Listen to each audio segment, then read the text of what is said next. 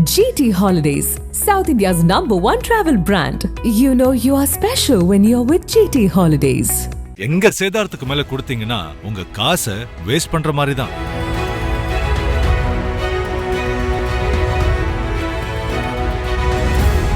நக்கீரன் நேயர்களுக்கு வணக்கம். இன்று நம்முடன் கருத்துக்களை பகிர்ந்துகொள்ள இணைந்திருக்கிறார் தமிழ்நாடு முற்போக்கு எழுத்தாளர்கள் மற்றும் கலைஞர்கள் சங்கத்தின் கடலூர் மாவட்ட பொறுப்பாளர் பால்கி அவர்கள். வணக்கம் சார். வணக்கம்.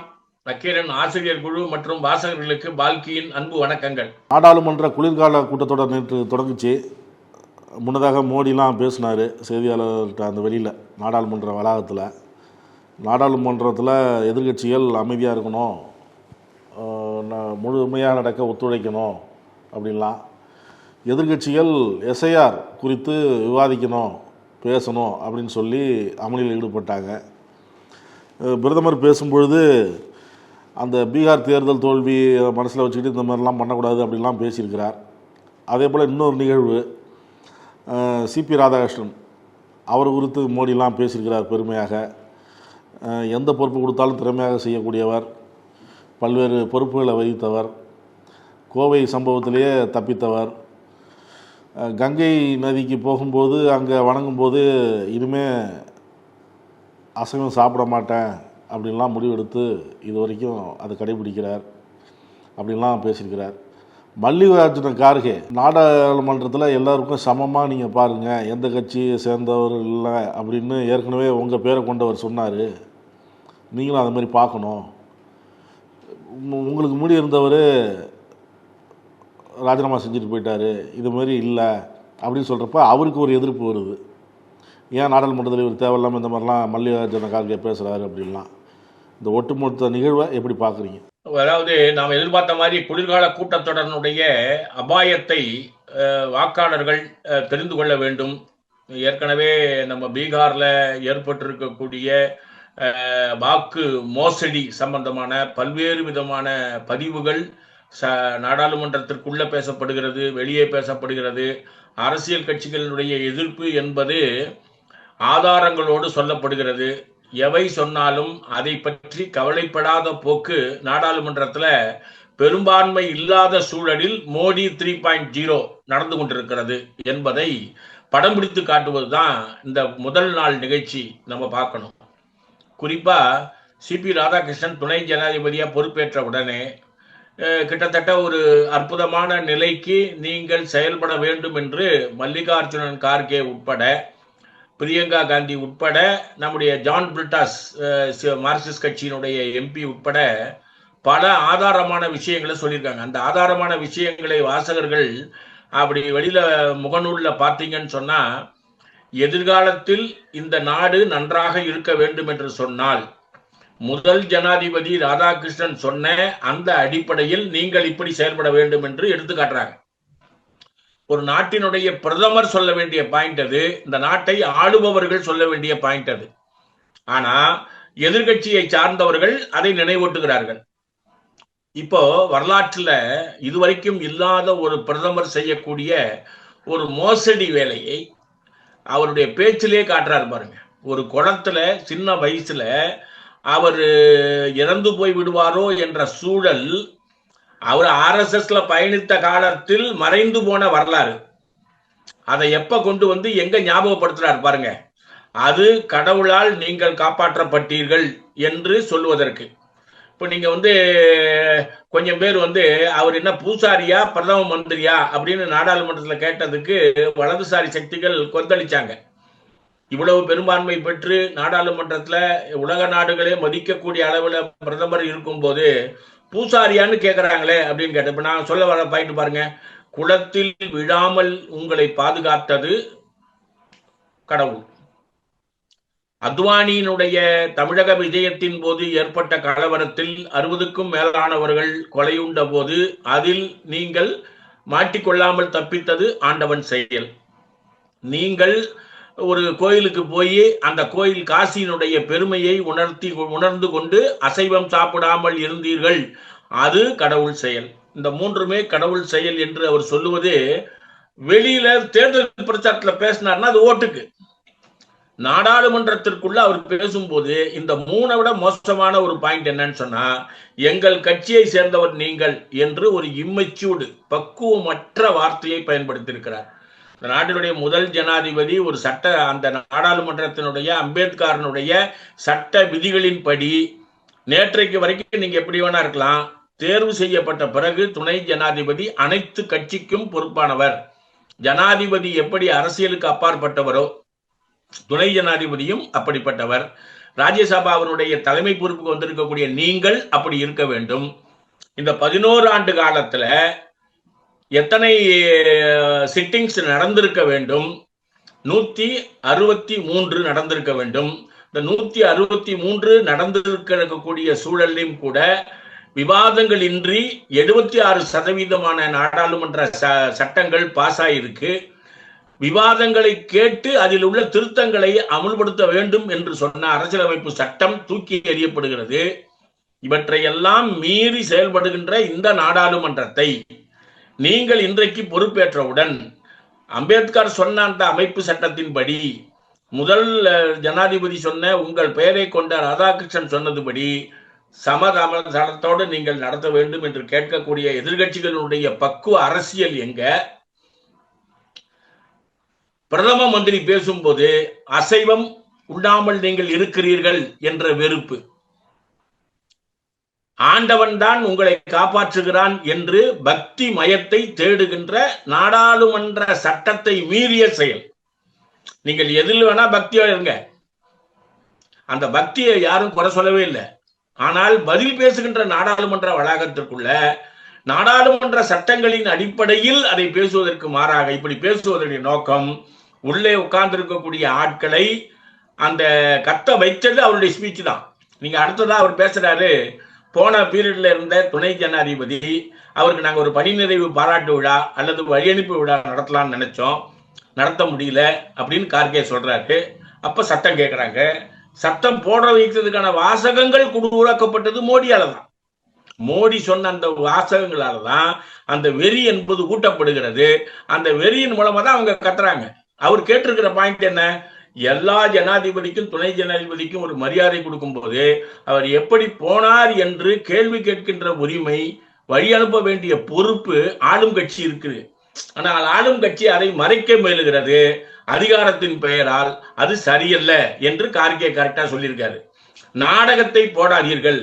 பீகாரில் போட்ட தேர்தல் தோல்விக்கு பின் நீங்கள் இங்கே நாடகம் போடாதீர்கள். பிரியங்கா காந்தியினுடைய பதில் பாருங்க. மற்ற விஷயங்களை பேசுபவர்கள் இந்தியா கூட்டணியினுடைய தலைவர்கள், நாடகத்தை போடுபவர்கள் நீங்கள். பிரதம மந்திரி நாடகம் போடாதுன்னு சொல்லிட்டு அந்த சிபி ராதாகிருஷ்ணனுடைய வாழ்க்கை வரலாறுனுடைய 2-3 காட்சிகளை நாடகமா போடுறாரு. அப்ப சொல்லுக்கு விரோதமாக பிரதம மந்திரியினுடைய அணுகுமுறை முதல் நாளிலேயே இந்த டேஞ்சரஸ் சிச்சுவேஷன்ல நாடாளுமன்றத்தினுடைய இந்த குளிர்கால கூட்டத்தொடர் இருக்கிறது. கருத்துரிமையை முழுமையாக பறிக்கக்கூடிய எல்ஐசியினுடைய பல லட்சம் கோடிகளை அதானியினுடைய கம்பெனி சுருட்டுவதற்கான வாய்ப்புகளுக்கான 15 சட்டங்கள் கொண்டு வரப்படுகிறது. நிதி அமைச்சர் பேசும்போது சொல்றாங்க, மணிப்பூரினுடைய ஜிஎஸ்டியில சில டவுட்ஸ், அந்த டவுட்ஸை பேசுறதுக்கு கூட சட்டங்களை நடுவில் அந்த அம்மா பாஸ் பண்ணுது. மணிப்பூர் ஆட்சி நிலைகுலைய செய்யப்படுகிறது. ஜிஎஸ்டி ரிஃபார்ம்ஸ் பில் அது கொண்டு வரப்படல. ஒருத்தர் கேள்வி கேட்கிறார், நல்லா படிச்ச ஆளு, சிங்கப்பூர்ல நீங்க இந்த கேள்வி கேட்க முடியாது தெரியுமான்னு மிரட்டுறாங்க. அப்போ ஜனநாயகத்தினுடைய குரல் வலை நெருக்கப்படுகிறது. நெருக்கப்படுவதற்கான எல்லா ஏற்பாடுகளையும் இந்த குளிர்கால கூட்டத்தொடரில் இந்த ஆட்சி தொடங்கி இருக்கிறது. இந்தியா கூட்டணியும் மற்ற கட்சிகளும் இதுல விழிப்போடு இருந்து அந்த எஸ்ஐஆர் சப்ஜெக்ட்ல 4ஆம் தேதிக்கு பின்னால் நான் எதையும் செய்ய மாட்டேன்னு சொன்னவங்களுக்கு இப்ப 11ஆம் தேதி வரைக்கும் கொடுக்க வேண்டிய கட்டாயம் வந்துருச்சு. பிப்ரவரி 14 தான் கடைசி வாக்கு சமாச்சாரங்கள் வெளியே வரப்போகுது. உங்ககிட்ட வந்திருக்கிற பாம்பு 54%, நீங்க ஏற்றிருக்கிற பாம்பு 27%. ஒஸ்ட் பெர்ஃபார்மன்ஸ் உத்தரப்பிரதேசம், அதிகபட்சமான சாவு உத்தரப்பிரதேசம். குஜராத்ல 37% தான் கொடுக்கப்பட்டிருக்கிறது. வாக்காளர்கள் கண்டினியூஸா நம்ம தமிழ்நாட்டில் பெரியசாமி தொகுதியில், அமைச்சர் பெரியசாமி தொகுதியில ஒரே இடத்துல 13,500 பேர் காணவில்லைன்னு சொல்றாங்க. இவற்றையும் அந்த பிஎல்ஓக்களுடைய செயல்பாட்டையும் தேர்தல் கமிஷன்ல மோசமா செயல்பட்டவரை உலக தேர்தல் கமிஷனுடைய அதிகாரியாக நியமிக்கப்படுகின்ற வாசகங்கள் வெளில வருது. அப்போ ஜனநாயக விரோதத்துக்கு அங்கீகாரம், ஜனநாயகத்துக்கு மிரட்டல், இவை இந்த ஆட்சியினுடைய துவக்கமாக அமைஞ்சிருக்கிறது. இந்த குளிர்கால கூட்டத்தொடரில் எதிர்த்து இதை தடுத்து நிறுத்தி ஜனநாயக பூர்வமான செயல்பாட்டை உறுதிப்படுத்த வேண்டியதுதான் நம்முடைய கடமை என்று நாம் கருதுகிறோம். ஆளுநர் மாளிகை வெளியிட்ட அறிக்கையில் ஆளுநர் மாளிகை தமிழ்நாடு என்பது மக்கள் மாளிகை தமிழ்நாடு என பெயர் மாற்றம் செய்யப்படுகிறது அப்படின்னு போட்டிருக்கு. இது தமிழ்நாடு மட்டுமா இல்லை இந்தியாவில் இருக்கிற ஒவ்வொரு ஆளுநர் மாளிகை பெயரும் மாற்றப்படுதா? ஏன் அந்த திடீர் பெயர் மாற்றம்? தமிழ்நாட்டினுடைய ஆளுநர் RN ரவி அவர்கள் ஒரு பரிந்துரையை மத்திய அரசுக்கு எழுதி அனுப்பியிருக்காரு. அது என்னன்னு சொன்னா, ஆளுநர் மாளிகை என்பதற்கு பதிலாக அது லோக் பவன், அதாவது மக்கள் மாளிகை அப்படின்னு திருத்தம் செய்யப்பட வேண்டும்.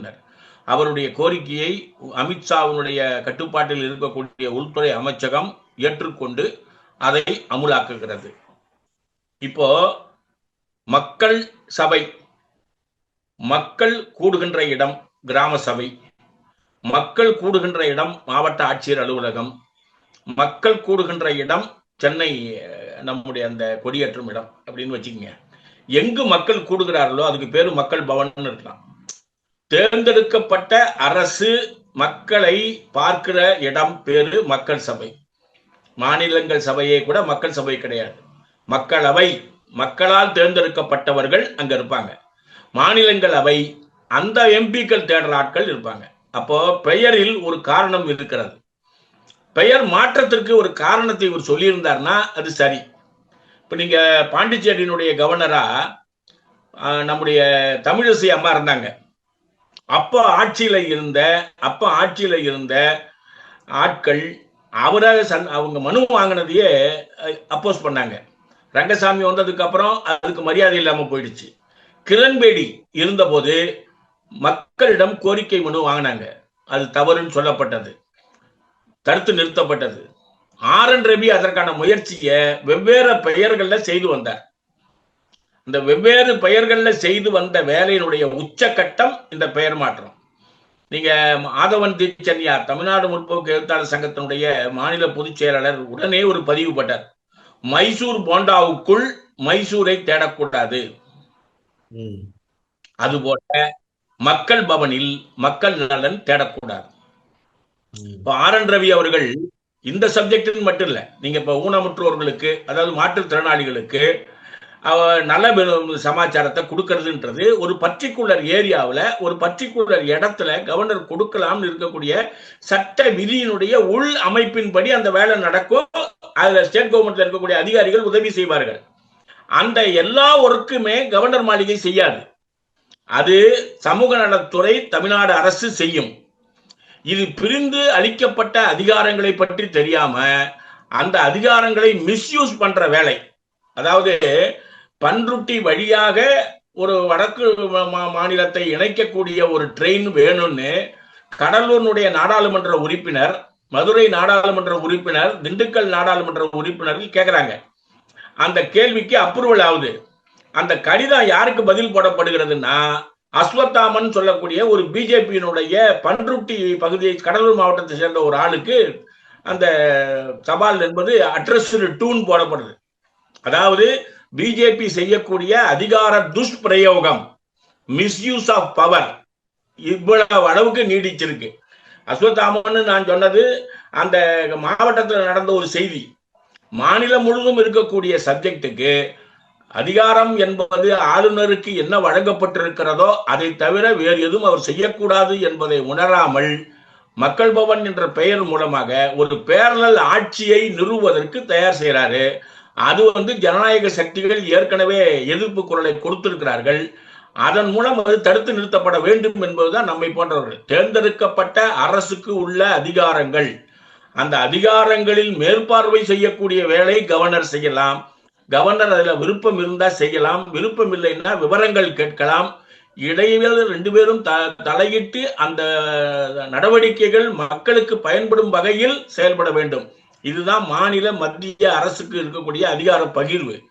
அதை தவறாக பிரயோகப்படுத்துகின்ற இந்தியாவின் முதல் ஆளாக நீங்க நம்ம செயல்பட்டு கொண்டிருக்கிறார் RN ரவி. இதே மாதிரி கேரளாவிலையும் துணைவேந்தர் நியமனத்துல அந்த பீகாரினுடைய முன்னாள் கவர்னர் செய்தாரு. உச்ச நீதிமன்றம் உடனடியாக ஸ்டேட் கவர்மெண்ட்ல பேசி நீங்க அந்த வைஸ் சான்சலர் நியமிங்கன்னு சொல்லி இருக்கிறாங்க.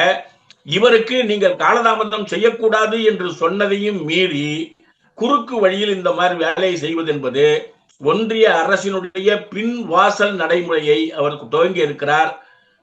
நேரடியாக செயல்பட வேண்டிய மாநில அரசுக்கு எதிராக செயல்படுவது தவறு என்று இயக்கங்கள் மூலமா அவருக்கு சுட்டிக்காட்ட வேண்டிய பொறுப்பு நமக்கு இருக்கிறது. திருப்பரங்குன்றம் அங்கே என்ன நடந்ததுன்னு கடந்த காலம் எல்லாத்துக்கும் தெரியும். அங்கே சிக்கந்தர் மலை அது வந்து ஒரு பெரிய விவகாரமாகவே ஓடிட்டு இருந்தது. இவங்க கூட அங்கே அது பக்கத்தில் மாநாடுலாம் வச்சுருந்தாங்க, இந்து முன்னணி மாநாடுலாம் வச்சுருந்தாங்க. இப்போ கார்த்திகை தீபம் திருவண்ணாமலை மாதிரியே அங்கேயும் அனுமதி கொடுக்கப்பட்டிருக்கு அப்படின்னு சொல்கிறாங்க. எப்படி பார்க்குறீங்க? திருப்பரங்குன்றம் என்பது சமீபத்தில் அரசியல் ரீதியா ஆன்மீகவாதிகளால் பேசப்படுகின்ற இடமாக மாறி இருக்கிறது. வாசகர்களுடைய நினைவூட்டலுக்காக சொல்றேன். திருப்பரங்குன்றம் சாதாரணமாக போய் கும்பிட்டுட்டு போகக்கூடிய ஒரு முருகர் ஸ்தலம், அவ்வளவுதான். அதுல ஏற்கனவே இந்த ராமநாதபுரம் சைடை சேர்ந்த முகமது கணீஸ் எம்பி அங்க கறி சாப்பிட்டார்னு ஒரு வதந்தியை கிளப்பி அந்த வதந்தி மூலமாக அங்க இஸ்லாமியர்களுக்கும் இந்துக்களுக்கும் எதிரான ஒரு அணுகுமுறையை கடைபிடித்தார்கள். அதுக்கப்புறம் ஒரு அரசியல் மாநாடு நடத்தப்பட்டது. வெவ்வேறு செலவு செய்து நடத்தப்பட்ட விவாதத்திற்கு பின்பும் கூட அங்க இருக்கக்கூடிய மாவட்ட ஆட்சியர் அதுல கொஞ்சம் ஸ்லாக்கா செயல்பட்டார்கள் என்று இந்தியா கூட்டணி தலைவர்கள் குற்றம் சாட்டியும் கூட ஓரளவு ஒரு பரபரப்பை உருவாக்கிய இடம் திருப்பரங்குன்றம். ஆனா இப்ப நீங்க வந்திருக்கக்கூடியது என்னன்னா, நீதித்துறையால் ஏற்பட்டிருக்கக்கூடிய களங்கம். நீங்க தமிழ்நாடு ஹைகோர்ட்டினுடைய சப்ஜெக்டுக்கு பேரலாவே நீதிமன்றத்துல தவறான தீர்ப்புகளை தருவதில் முதன்மையாக செயல்பட்டு அரசியலமைப்பு சட்டம், நீதித்துறை சட்டம், தண்டனை சட்டம் இவற்றுக்கு மாற்றாக பேசுவதில் சுவாமிநாதன் என்கின்ற நீதிபதி பெயர் பெற்றவராக ஒரு வலதுசாரி நீதிபதியாக செயல்பட்டு வருகிறார். அந்த செயல்பட்டதனுடைய வெளிப்பாடு இப்போ உலக மக்களால் போற்றப்படுகின்ற திருவண்ணாமலை தீபம். அந்த தீபத்துக்கு எந்த குழப்பமும் கிடையாது. மாவட்ட நிர்வாகம், பக்தி ஆன்மீக கோடிகள் எல்லாரும் கரெக்டா போய் அந்த தீபத்தை பார்த்துட்டு வராங்க. இது திருப்பரங்குன்றத்தில் உருவாக்கப்பட்டிருப்பது அரசியல் கலவர தீபம். இந்த கலவர தீபத்துக்கு அனுமதி கொடுத்திருப்பது நீங்க ஏற்கனவே நீதித்துறையில ஏற்பட்டிருக்கக்கூடிய வலதுசாரி ஆதிக்கத்தை வெளிக்காட்டுகிறது. நீங்க ஒரு குறிப்பிட்ட டைமுக்குள்ள கவர்னர் செயல்பட வேண்டும் என்று உச்ச நீதிமன்றத்துல ஒரு தீர்ப்பு கொடுத்ததுக்கு அப்புறம் அப்படியெல்லாம் நீதிமன்றத்தின் மூலமாக தீர்ப்பு கொடுக்க முடியாதுன்னு பேசுறதுக்கு ஒரு ஜட்ஜி வர்றாரு. அது அதே நீதிமன்றத்துல இருந்து வராங்க. ஓய்வு பெறும்போது சில பலன்கள் வேண்டும் என்பவர்கள் இப்ப இருக்கக்கூடிய ஒன்றிய அரசுக்கு ஆதரவாக சில விஷயங்களை செய்வதன் மூலம் நாட்டு மக்களினுடைய ஒற்றுமைக்கு எதிராக இருக்கிறார்கள். இது அப்படிப்பட்ட ஒரு கலவர நிகழ்ச்சியாகத்தான் இப்ப உருவாக்கப்பட்டிருக்கிறது. அங்க அந்த கோயிலுக்கு போகக்கூடிய மதச்சார்பற்ற சக்திகள் கூட கோயில்ல போய் கும்பிட்டுட்டு அவங்க பாட்டு அவங்க வேலையை பார்த்துட்டு வந்துட்டாங்க. இஸ்லாமியர்கள் போய் அவங்க மலையை பார்த்துட்டு அவங்க வந்துட்டாங்க.